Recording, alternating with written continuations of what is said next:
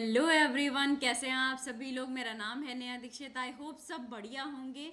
मैं यहाँ पर करा रही हूँ सीबीएसई 10th क्लास मैथ्स का कंप्लीट सिलेबस, जहाँ पर मैंने अपने ऑलरेडी 6 चैप्टर कंप्लीट करा दिए हैं। हम चल रहे हैं अपने 7 चैप्टर पर और ये 7 चैप्टर का लास्ट लेक्चर है। लेक्चर पसंद आएगा तो लेक्चर को लाइक करेंगे, चैनल को सब्सक्राइब करेंगे और बेल आइकन को भी प्रेस करेंगे, जिससे हमारे लेटेस्ट अपडेट आपको मिलते रहें, लेटेस्ट वीडियो आपको मिलती रहे और आपकी प्रिपरेशन बोर्ड एग्जाम की बहुत अच्छे से होती रहे। बने रहें हमारे साथ लास्ट तक। तो चलिए शुरू करते हैं हमारी आज की क्लास।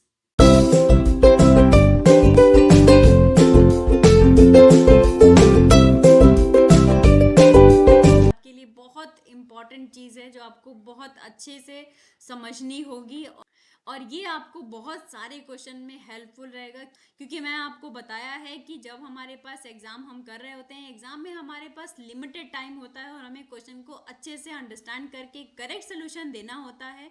तो उसके लिए हमें कहीं ना कहीं शॉर्ट ट्रिक की ज़रूरत होती है कि हमारे पास कोई शॉर्ट मेथड हो जिस वजह से हम अपना क्वेश्चन सोल्यूशन कर लें। क्योंकि जब भी हम एमसीक्यूज क्वेश्चंस करते हैं, एमसीक्यूज क्वेश्चंस में हमें सोल्यूशन नहीं दिखाना होता है, वहां पर हमें सिर्फ और सिर्फ एग्जैक्ट सोल्यूशन यानी कि exact option, correct option choose करना होता है।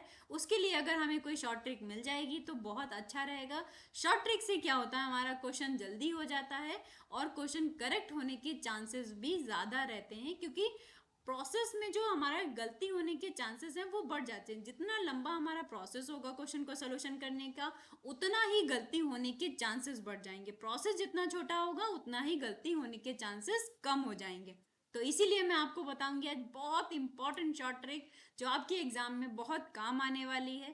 तो ध्यान से देखेंगे। क्या यहाँ पर मैंने इंपॉर्टेंट फैक्ट लिखा है कि एरिया ऑफ ट्राइंगल, अगर आपको area of triangle find out करना है, अगर कोऑर्डिनेट्स आपको गिवन है किसके, ट्राइंगल के वर्टेक्स के, अगर आपको ट्राइंगल के वर्टेसेस के कोऑर्डिनेट गिवन है तो आपको area of triangle find out करने का फॉर्मूला आपने बहुत बार पढ़ा होगा। क्या होता है हमारा 1/2। इस फॉर्मूले को याद करने के लिए आपको थोड़ी सी मेहनत करनी पड़ती होगी। आई होप मैं आपको बताऊंगी जिससे आपको कभी याद नहीं करना होगा। सिर्फ आज अच्छे से समझ लीजिए, इसके बाद आपको याद करने की, रटने की बिल्कुल ज़रूरत नहीं है। क्या है हमारा 1/2 x1। आप इतना याद रखो कि 1/2 लिख लेना है आपको और मॉड लगा लेना है। अभी मॉड का कॉन्सेप्ट मैं और बता दूं। मैं ये आपको बार बार बता रही हूँ कि जो भी हमारे क्वेश्चन में इंपॉर्टेंट फैक्ट में इंपॉर्टेंट चीज़ें आएंगी, जो मुझे लगता है आपको बताना है, वो मैं सब कुछ बताऊंगी। थोड़ा सा टाइम ज़्यादा लग सकता है, लग जाता है मुझे बताने में, लेकिन ठीक है, आपको पूरी इन्फॉर्मेशन पता होनी चाहिए हर एक चीज़ की। और मैं हमेशा कहती भी हूँ कि आप कुछ भी पढ़ें, मैथ्स पढ़ें या कोई अदर सब्जेक्ट पढ़ें, हर एक टॉपिक को बहुत अच्छे से पढ़ें जिसकी आपको कंप्लीट इन्फॉर्मेशन पता होनी चाहिए। राइट। तो यहाँ पर आया हमारा मॉड। मॉड का कॉन्सेप्ट इतना सा है, वैसे तो अभी और आगे आप हायर क्लास में मैथ्स पढ़ेंगे तो मॉड का कॉन्सेप्ट और ज़्यादा है, लेकिन आपको याद ये रखना है कि जब भी कोई माइनस की चीज़ अंदर जाएगी तो वो जब वो मॉड से बाहर निकलेगी तो वो प्लस हो जाएगी। That's it. क्या करना है, ये मॉड बना है, इसके अंदर हम जब भी कोई माइनस का कॉन्सेप्ट, माइनस बनकर कोई भी जाएगा, वो जब भी मॉड से बाहर निकलेगा तो क्या आएगा, वो प्लस बन जाएगा। इतना आपको याद रखना है। सपोज दैट मैंने लिख दिया मॉड के अंदर -10, मॉड का साइन ये होता है, जब ये -10 मॉड से बाहर निकल कर आएगा तो ये जो इसका माइनस है वो प्लस बदल चुका होगा। That means only 10। और कोई भी नंबर के आगे प्लस अंडरस्टूड होता है, इसीलिए मैं उसको नहीं लिखती हूँ। हम सब जानते हैं कुछ साइन नहीं है तो दैट मीन्स उसके आगे कैसा साइन होगा, प्लस का साइन होता है। राइट। ओके, मॉड के बारे में आपको इतना याद रखना है बस अभी के लिए। ओके, तो 1/2 x1 आपको ये याद रखना है। इसके आगे की कहानी आप खुद लिखेंगे, याद नहीं करना है, रटना नहीं है, आप खुद बताएंगे क्या आएगा। x1 के बाद 1 के बाद क्या आता है, एक नंबर के बाद क्या आता है, दो नंबर, यानी कि 1 2 3 4 5, इस तरीके की गिनतियां तो सबको आती होंगी ना। तो दैट मीन्स एक के बाद क्या आता है, दो आता है। तो यानी कि x1, अब y में जाएंगे हम लोग, y के कोऑर्डिनेट में, क्योंकि x आया, x के बाद क्या आता है, वो कोऑर्डिनेट में y आता है। तो दैट मीन्स x आया है तो अब क्या आएगा, y आएगा। और कैसा आएगा, क्योंकि 1 है तो यहाँ 2 आएगा। माइनस लगाएंगे, 2 आया है तो क्या आएगा, 3 आएगा, लेकिन ब्रैकेट के अंदर y ही रहेगा। ये चीज आपको ध्यान रखना है। फिर से देखेंगे क्या, x1 आया है तो y आएगा, 1 आया है तो 2 आएगा, दैट मीन्स x1 y2, 2 आया है तो 3 आएगा, ब्रैकेट के अंदर y है तो y ही रहेगा। x1 y2 minus y3 plus x2, अब यहाँ 1 हो गया, अब 2, अब जब 2 आया है तो 3 से शुरू होगा, यानी कि y3 माइनस y1, क्योंकि हमारे पास 3 ही नंबर है तो 3 के बाद वापस 1 पे जाएंगे, इसीलिए 3 और -1 ब्रैकेट क्लोज, प्लस अब 1 हो गया, 2 हो गया, क्या बचा x3, अब 3 हो गया, क्योंकि हमारे पास 3 ही नंबर है तो दैट मीन्स फिर रिवर्स जाएंगे, तो रिवर्स क्या जाएंगे, y1 माइनस y2 और मॉड का क्लोज साइन, यानी कि मॉड को क्लोज कर दिया, क्योंकि हमारे ट्रायंगल के वर्टिसेस गिवन थे x1 y1, x2 y2 and x3 y3, इसीलिए हमको याद रखना है 1/2 mod x1 y2 minus y3 plus x2 y3 minus y1 plus x3 y1 minus y2। I hope ये आपको फॉर्मूला अब याद हो चुका होगा, अब आपको रटने की कोई जरूरत नहीं है, राइट। अब आप सोच रहे होंगे मैम ये तो हमने पढ़ा है, ये तो हमें आता है, ये सब कुछ हमने देखा है, सुना है, ये बहुत सारे सवाल आपके मन में आ रहे होंगे, इसमें नया क्या है, बताते हैं ना, नया है, बहुत कुछ नया है। अब ये फॉर्मूला तो सबने सुना होगा, सबने देखा होगा, सबने पढ़ा होगा कि हाँ ट्रायंगल का, ये मैंने इसलिए बताया है कि आपको इसे रटना नहीं है, ऐसे समझेंगे तो आपको याद रहेगा, इसलिए इस फॉर्मूले की बात की है।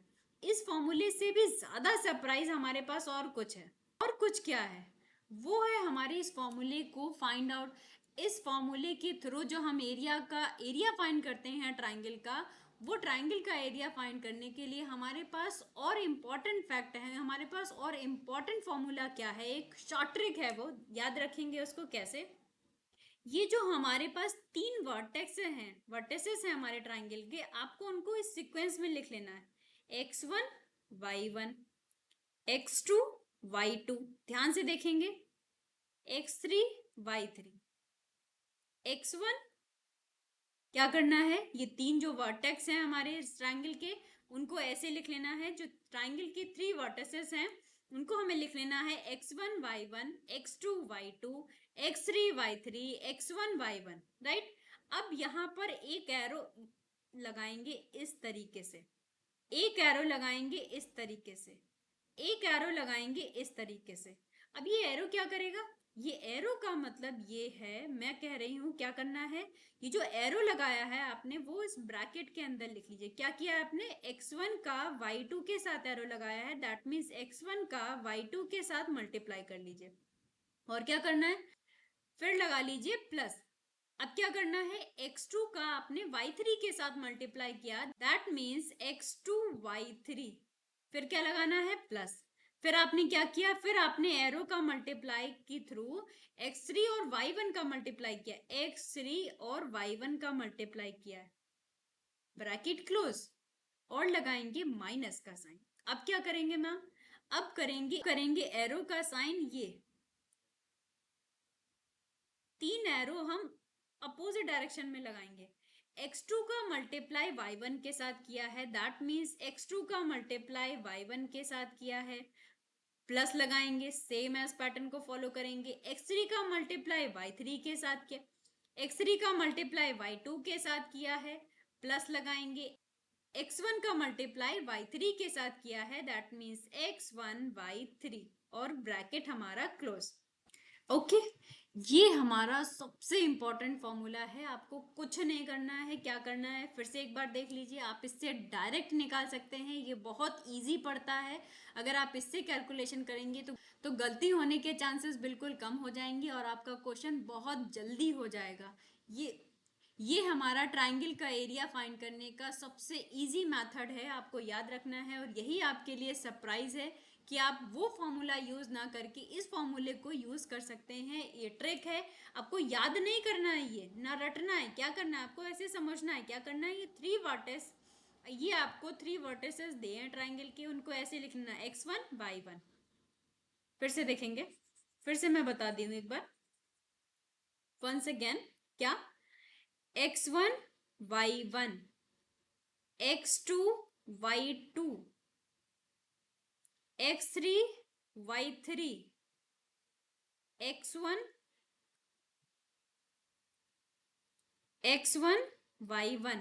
क्या करना है फिर इनका मल्टीप्लाई करना है एरो लगाते हुए, एरो लगाते हुए x1 y2, x1 y2, x2 y3 plus x2 y3 plus y plus x3 y1, bracket close.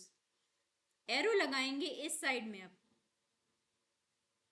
लगाएंगे बीच में माइनस का sign, x2 y1 plus x3 y2 plus x1 y3। और ये हमारा इस फॉर्मूले के थ्रू आप बहुत ही जल्दी किसी भी ट्राइंगल का एरिया फाइंड आउट कर सकते हैं, बहुत ही इजी वे में। अगर आपको किसी भी ट्राइंगल के 3 वर्टिसेस के कोऑर्डिनेट गिवन है तो आई होप आपको ये समझ आया होगा कैसे हमें ट्राइंगल का एरिया फाइंड करना है अपनी शॉर्ट ट्रिक मेथड से। लेक्चर पसंद आया तो लेक्चर को लाइक कर दें, चैनल को सब्सक्राइब कर लें और हमारे साथ लास्ट तक जुड़े रहें।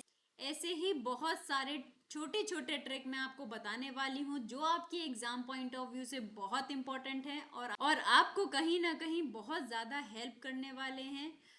इसीलिए पढ़ते रहिए और बढ़ते रहिए। थैंक यू एवरीवन, मिलते हैं अपने नेक्स्ट लेक्चर में।